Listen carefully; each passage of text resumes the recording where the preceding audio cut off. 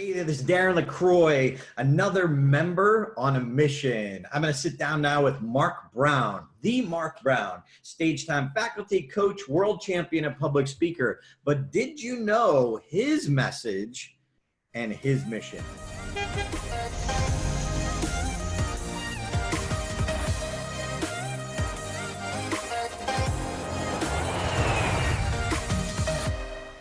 Hey there, this is Mark Brown. Welcome. Hey, what's up, buddy?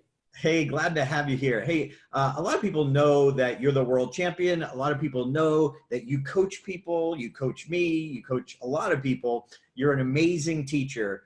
But what I think a few people don't know is the mission that you had speaking to schools. You spoke to 200 schools a year on average. Is that correct? Sometimes, yeah, as many as 200 talks a year. Sometimes, yeah, it was pretty intense for a while there. Yeah.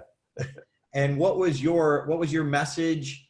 And how did you connect? Well, let's just start with what was your message to the kids? My main message was the power of words, to be more respectful to each other, how we treat those who are different. There's a strong anti-bullying component, but it really was about building a school culture of tolerance, respect, appreciation, and really building good relationships. Funny enough, I used the Disney film Beauty and the Beast, the same film I used in my Toastmasters World Championship winning speech. And truth be told, I took that 7-minute speech and expanded that into a 45-minute youth assembly program that was broadcast on public radio. It was recorded for TV and it became a movie series. It was called Words Count with Mark Brown. And someone got hold of that, sent that to the Academy of TV Arts and Sciences, and that production earned an Emmy nomination for Outstanding Youth Educational Program way back in 1999. But beyond that, I still do talk to young people about this topic, and I absolutely love that mission. If I can change kids' lives, I can change the culture of a school, then there's hope for America's young people. And why is this message important to Mark Brown? Well, the thing is, part of my story, part of my message is my life as a kid, 10, 11 years old, growing up in Kingston, Jamaica, where I had to face 3 of the meanest bullies I'd ever seen in my life. There were 3 ornery, tough, nasty, disgusting 6th grade girls. True story. And they made my life. Listen, you heard about Mean Girls? I knew Mean Girls back in 1971, dude. And I was their victim. And I still talk about that. And I even show kids in schools pictures of me when I was a kid, black and white pictures from back in the dark ages, as a reminder of the experience I had. And I don't want anyone to ever feel the way I used to feel. And I've seen so many kids who've been hurt by other people's words, who have made really poor choices. And the sad truth is, some kids hurt themselves and some hurt others. And we've seen that happen as far back as Columbine High School in 1999 and others since that time. So I've been passionate about this mission of helping kids learn how to build better relationships, to become more understanding, to become more respectful, and to really set the platform for a better world. It may sound idealistic, but somebody has to do it, you know? And Mark, I seen you do this. Like, there's no more intimidating audience to me than you. And you spoke at a school here in Las Vegas, and watching you work your magic to be able to connect with that age group. Like, what are your secrets? How do you do that? Well, you know, for me, it's, you know, they're 13 and I'm in my late 50s, but they tell me I'm cool. And it may sound odd, but it starts before I say a word. One of the keys is the way I dress before I go to an assembly. I wear sneakers sometimes, a pair of slacks. I'll wear like a polo shirt. Some people go to a school and they wear a coat and a tie, but to see to a 13-year-old, that represents authority, principal, superintendent. So I'm just some cool guy in a red Nike shirt and red sneakers who's going to hang out with them for 45 minutes. That's the first thing I approach.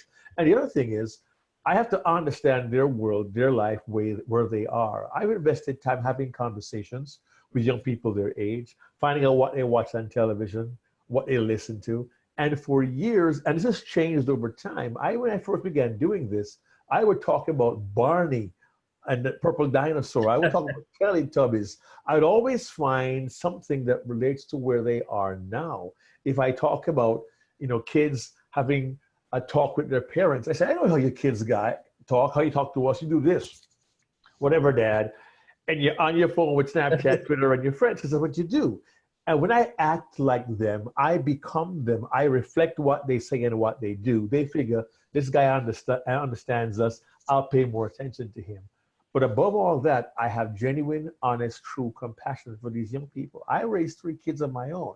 I've been where they are. So when I tell my story, and my story mirrors their story, they say I'm not just talking at them, but I understand them so I can talk with them. And the blessing is afterwards, invariably, there's a kid or 2 or 10 who come to me afterwards and say, hey, I know how that feels. I'm this kind of person.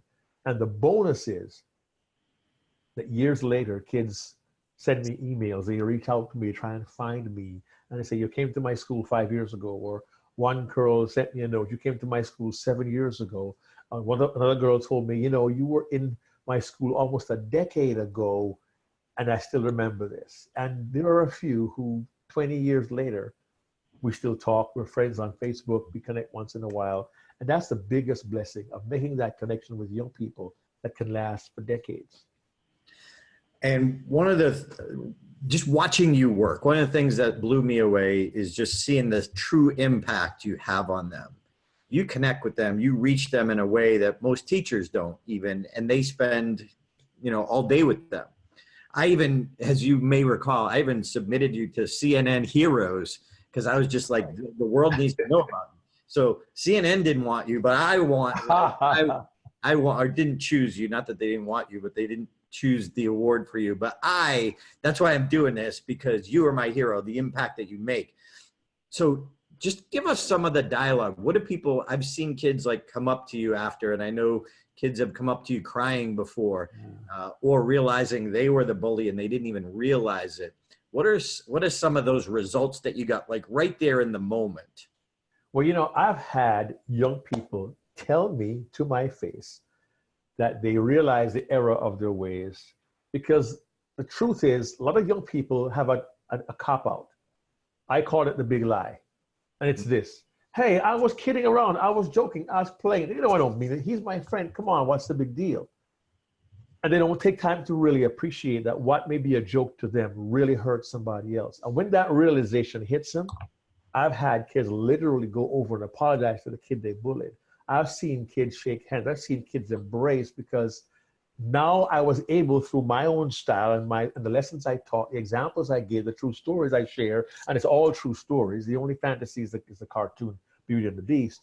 Through all of these different tools I use in a 45-minute period, an aha moment strikes these kids, and they realize, hey, I thought it was no big deal, but this kid is crying for a reason. How could I have done that? I've had other kids who openly say, I felt that way, but I was laughing on the outside while I was crying on the inside. And they get a real chance to finally open up. And I tell a school, I said, listen, when I go, I can't guarantee what's going to happen. I'd like to have a school counselor present in the aftermath in case some kid comes and they're dealing with an emotional issue and I'm not qualified to be a counselor. So I set myself that safety net, because sometimes kids come and they do confess. They confess things that they've done. They've shared how they really feel. And one of the most powerful, when a child says, I had considered checking out of this world because I didn't think anybody really cared. But you came and you understand how I feel. Now I believe I can talk about it. That's just priceless, man. So I consider this a mission and a message that can be magnificent when things fall into place. Well, Mark Brown, you are a hero. You are a hero in my eyes. And if you're watching this video and you have any interest, or you know of an organization that could bring Mark Brown in to talk to the youth, please reach out, and they would go to markbrownspeaks.com. Is that That's correct? Correct. Yeah, get your markbrownspeaks.com. My email is simple, mark@markbrownspeaks.com. And I would love to come and serve you, your school, your faculty. I've been doing work in education now for over 20 years. I've done state school boards. I've done national conventions. I do youth leader programs. I do teacher and service programs, but I love having those programs where I can be with the kids, 1,000 kids in a gym, just me and them for 45 minutes. But you get my heart, you get me, and you get results. So thanks so much, Dan. I appreciate it. All right. Well, hey, Mark Brown, thanks for being a member and a faculty with a message on a mission. Thanks, Mark Brown. Thanks, man. God bless. Thanks.